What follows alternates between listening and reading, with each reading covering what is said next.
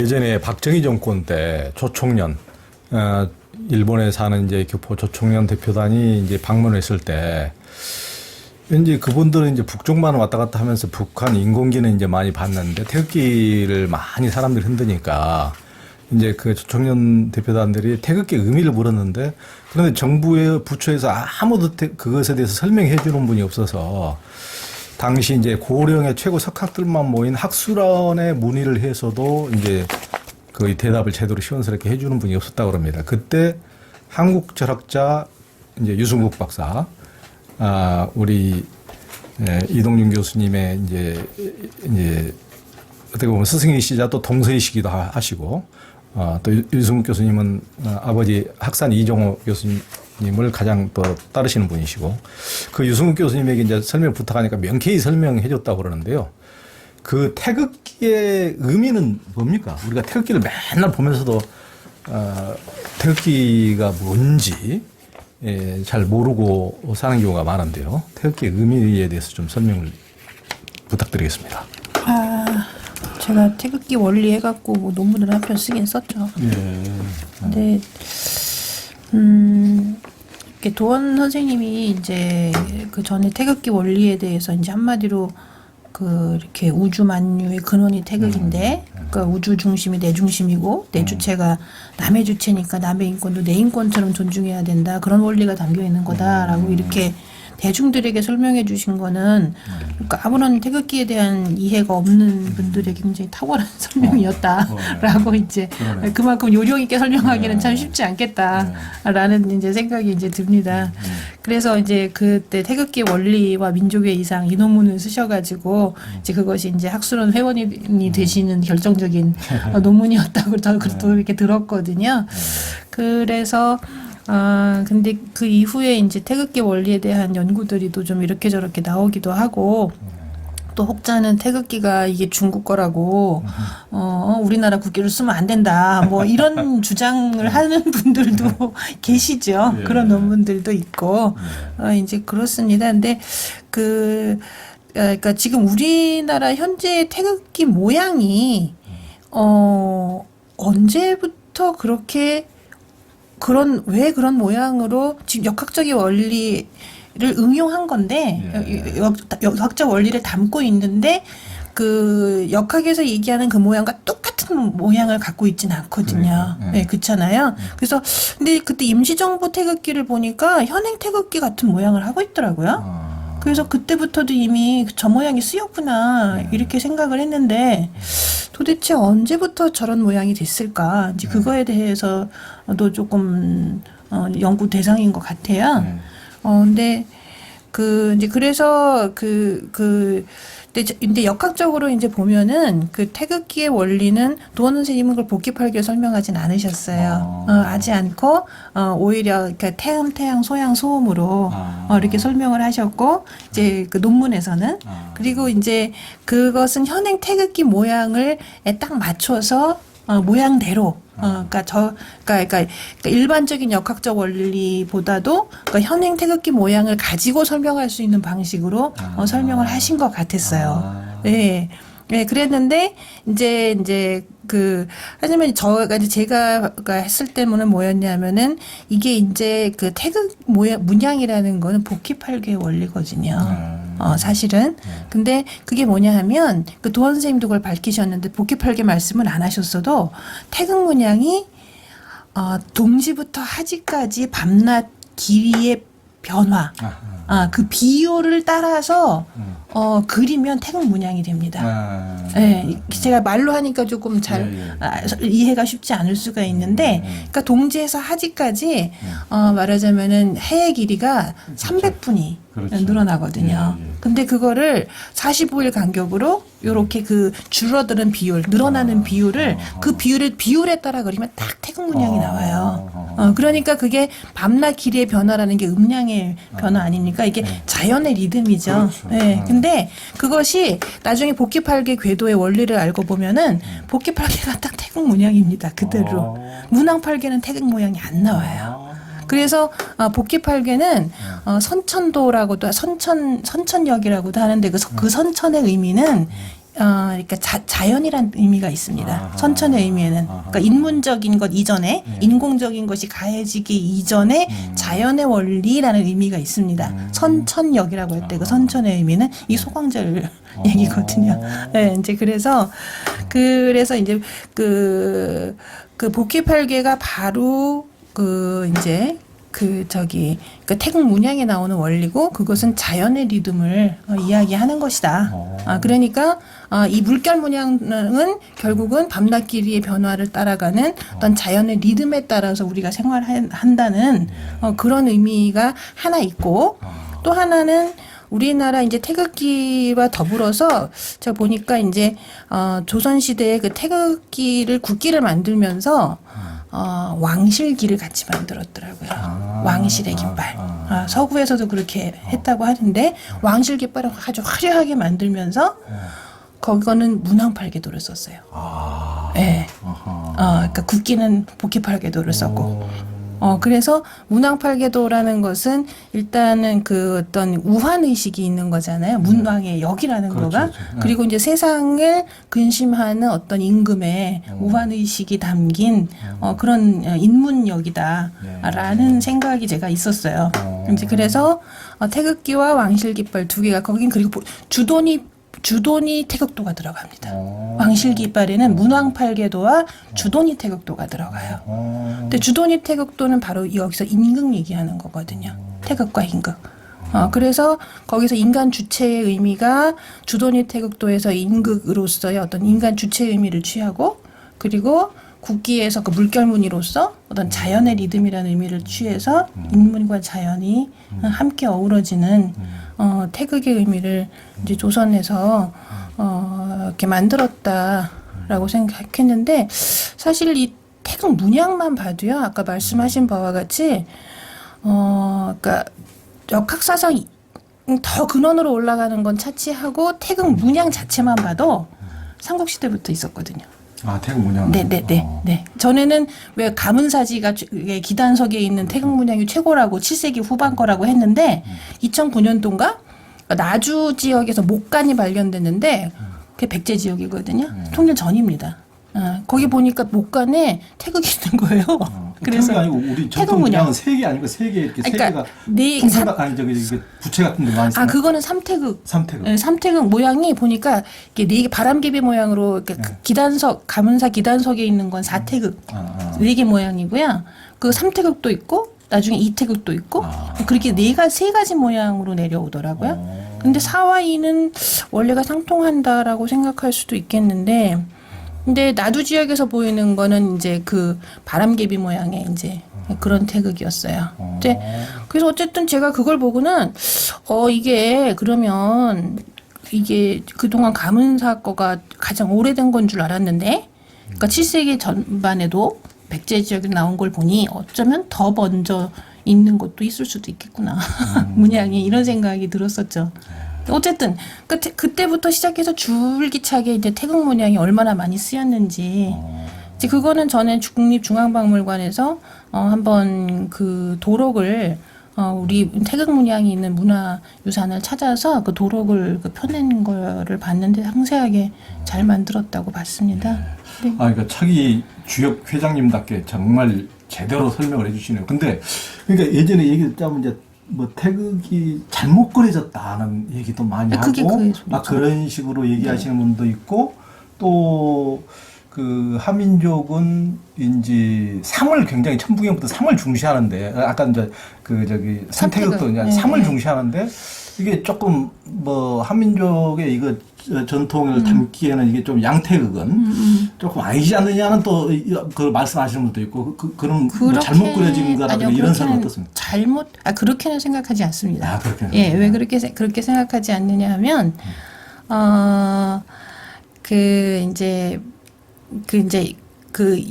사태극은 역시 저는 사나 이나 결국은 그 짝수로 나가는 거기에서 이태극이나 삼태극이나 다 의미가 있다고 생각을 하는데 이제 이태극이라는 건 결국 음양론을 얘기하는 거잖아요. 음양의 태극을 얘기하는 거잖아요. 근데 그런 음양적 사고방식이라는 것이 혹자는 음양적 사고방식은 이수로서 중국 거, 삼수는 북방 민족 거, 뭐 이렇게 분류하시는 분도 있는 것 같은데, 아니, 저는 그건 좀 아니라고 생각해요. 왜냐하면 천지인 삼재 사상이 분명히 여간에 있는 사상이고, 그리고 사실 그 삼수라는 거를, 그러니까 왜 삼수냐면 천지인 삼재로서의 삼수의 의미를 저는 생각을 하는데, 사실 음양과 천지인 삼재가 별개가 아니거든요. 그러니까 음양의 극단을 이렇게 융화할 수 있는 중심이 인간이라서 그러니까 결국은 음양에서 중용사상이 나오는데 그 음양의 극단이 근데 음양의 극단을 중용할 수 있는 것은 그 주체로서의 태극 또는 이제 인극의 사람이 아니면 안 되기 때문에 이렇게 음양과 삼재가 이렇게 아주 동떨어진 사상이 아닌데 그거를 이쪽은 중국과 그 나머지 부족과로 나눌 수는 없다고 생각을 해요. 그런데 다만 삼태극의 원리를 어떻게 설명할 수 있느냐에 대해서는 더 많은 연구가 필요한 것 같긴 합니다. 천지인 삼재라는 거 이상의 어떤 설명을 더 지금 이 태극에 대해서는 아주 뭐 원리를 그 좀 더 체계적으로 설명을 할 수가 있거든요. 이 태극기는. 네, 근데 삼태극의 태극기는 그렇게 이론적으로 심오하게 들어갈 만한 근거를 아직 잘 모르겠어요. 네, 근데 두 가지를 다 취해야지. 뭐 이거는 저기 나라 거고 여기는 우리 거고 이거는 좀 아니라고 생각해요. 항상 다 있다고 생각합니다. 고래부터. 그리고 그 갑골이나 뭐 음양적 사유 같은 거 얘기하려면 너무 길어지는데. 뭐 좌우간 그 이전에 뭐 도원 선생님도 말씀하셨지만 부여에 뭐 무슨 말발굽 얘기, 소발굽 얘기 뭐 이런 얘기도 하시고 그런 음양적 사유의 흔적으로 올라가면 훨씬 오래되죠. 훨씬 오래되는데 이제 그런 사유까지 다 포함해서 얘기를 하면 더군다나 음양적 사유는 뭐 이렇게 음양적 사유에서 나오는 태극은 우리나라 게 아니라고 생각하는 거는 이거는 좀 너무 우리 역사를 축소시키고 갉아먹는 근시안적인 생각이 아니라 우리의 전통도 약간 음양적 사유가 있었다는 말씀. 당연히 그런 거죠. 오히려 우리의 전통이 우리 다. 동방적 사고의 특징이 음이면 양이면 양의 그 대립과 순환을 그런 상징하는 문화로 쭉 내려왔다는 거. 오히려 더 한국이 오히려 중국에 있어서 갑골 이전에 수골 이런 그 사슴이나 소뼈나 뭐 이런데 가지고 또 점쳤거든요. 거기에 나타나는 그 음양법이 있어요. 또 소의 발굽이 두 쪽인 것이 붙고 떨어지는 데 따라서 보는 그런 관점도 있어요. 그러니까 그것이 갑골물도 음양 구조로 되어 있는데 그거보다도 여기에다 더 오리지널하다. 그런 것이 고고유물 속이라든가 역사 문화 속에 그게 보인다 그예요. 우리의 고고 그렇지. 한국적인 오히려 더 그 한국적인 사고의 원형이다.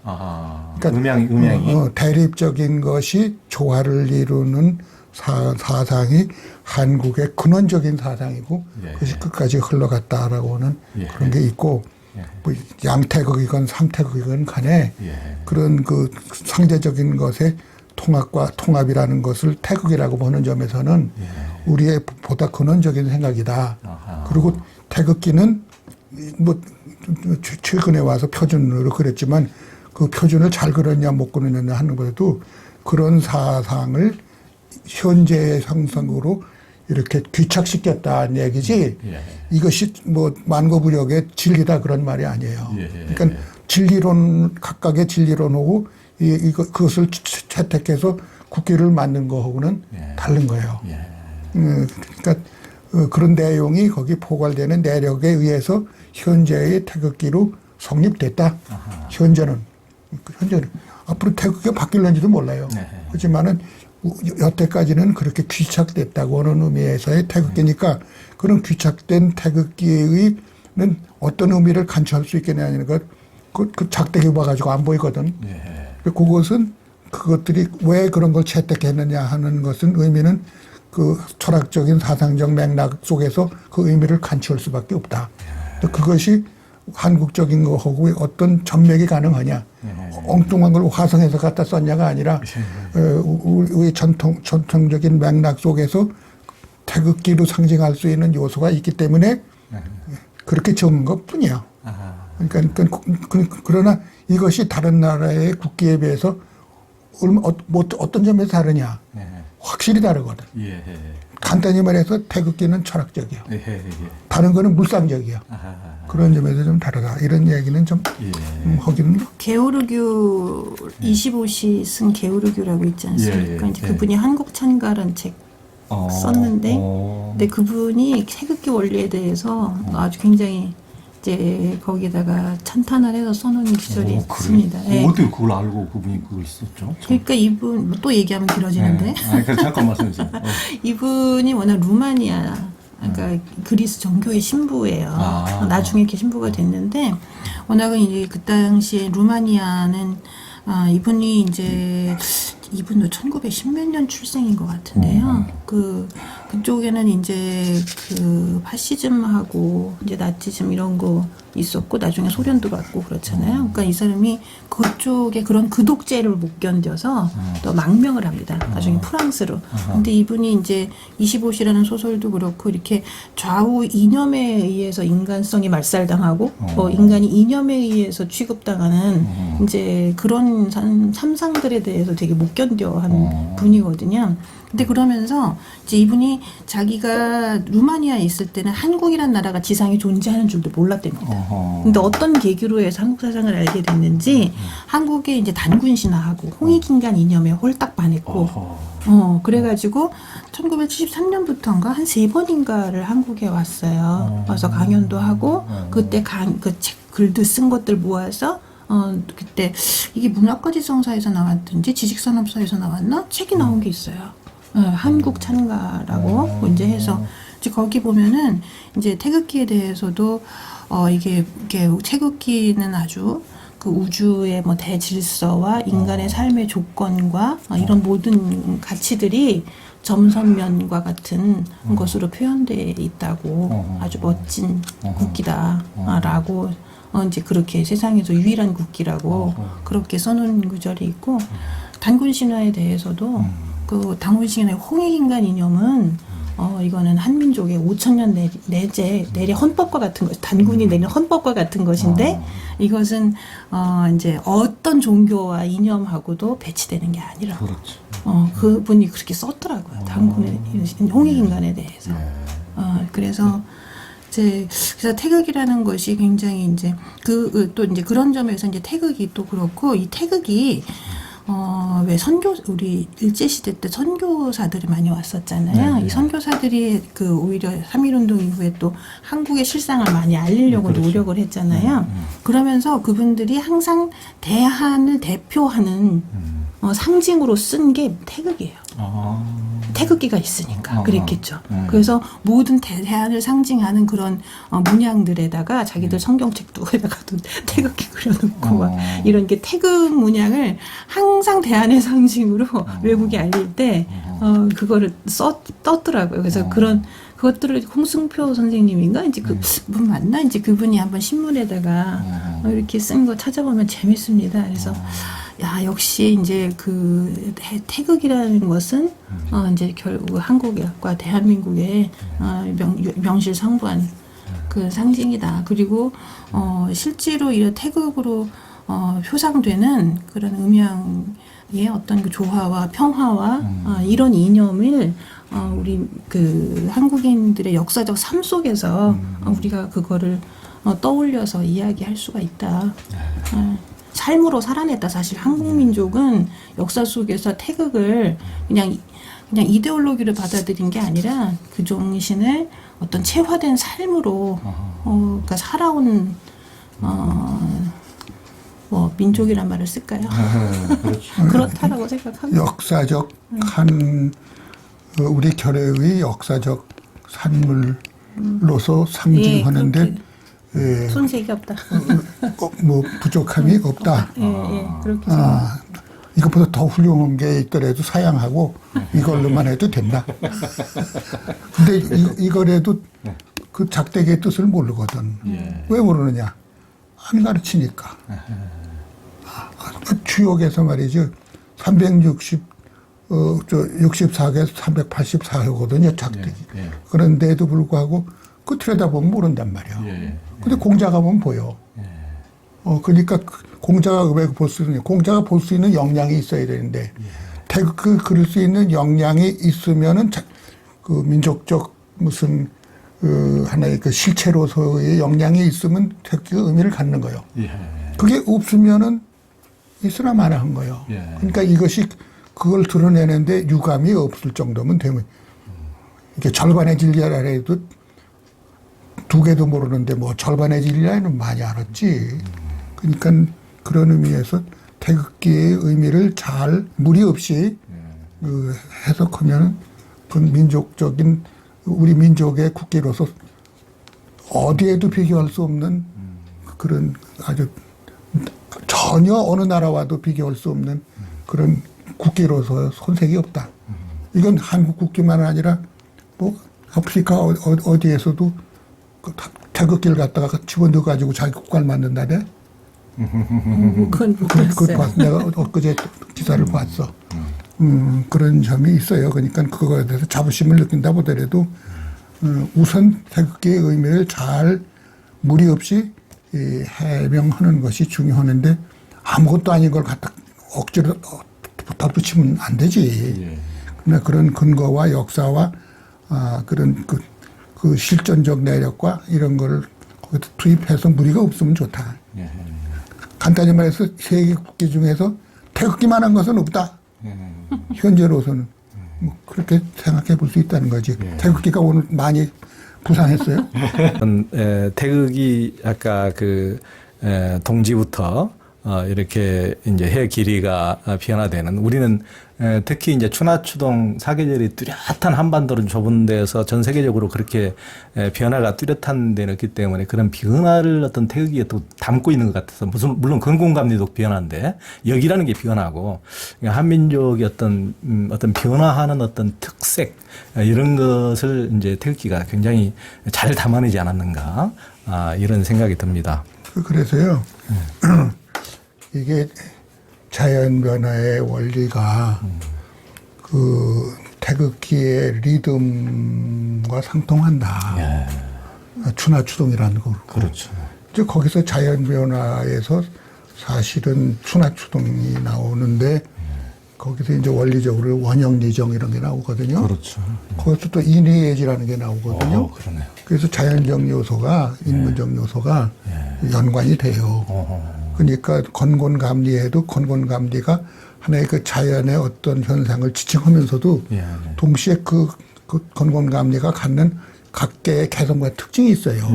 그러니까 그것이 어떻게 올바로 전달되어지느냐. 근데 거기에 대한 해설집이 지금 아직도 불비한 거예요. 그러니까 그런 점에서 인문과 자연의 요소가 어떻게 태극기 속에서 묻어날 수 있느냐. 그런 국기는 없는 거예요. 그러니까 철학이 있는 나라하고 철학이 없는 나라의 구별도 되는 거예요. 그러니까 한국은 조금에도 열매와 씨와 같이 모든 요소가 갖춰져 있어. 씨가 싹 트면 거기서 나무도, 저 줄기도 나오고 잎도 나오고 꽃도 피고 하는 거거든. 그러니까 이 태극기 속에 그런 그 이질적인 것이 전부 다 조화를 이루면서 다양 속에 그 조화를 이룬다고 하는 그런 사상이 태극기 있기 때문에 이 얘기를 지금 간단하게 말하기가 좀 어려운 간단히 말해서 태극기는 철학이 있는 국기다. 그러니까 다양성 속의 조화. 그 간단히 말씀이 되네요. 아니, 미국의 국기가 말이에요. 13개 주가 나중에 50개 주로 바뀌었잖아요. 그러니까 10숙주하고 50개의 별이 있단 말이야. 하와이까지 들어가가지고. 그 주가 말이지. 그러나 그거는 하나의 대단히 물리적인 관찰이에요. 그런데 이러한 어떤 묶기를 봐도 거기서 칼을 빼둔다든지 뭐 이런 건 있지. 또 줄을 색깔 3개를 삼원색을 한다든지 단순하지. 그러나 이렇게 전체와 부분을 조리 있게 맥락 있게 의미 있게 어떤 철학과도 견주어서 얘기할 수 있는 집약된 국기는 지구상에 없는 거예요.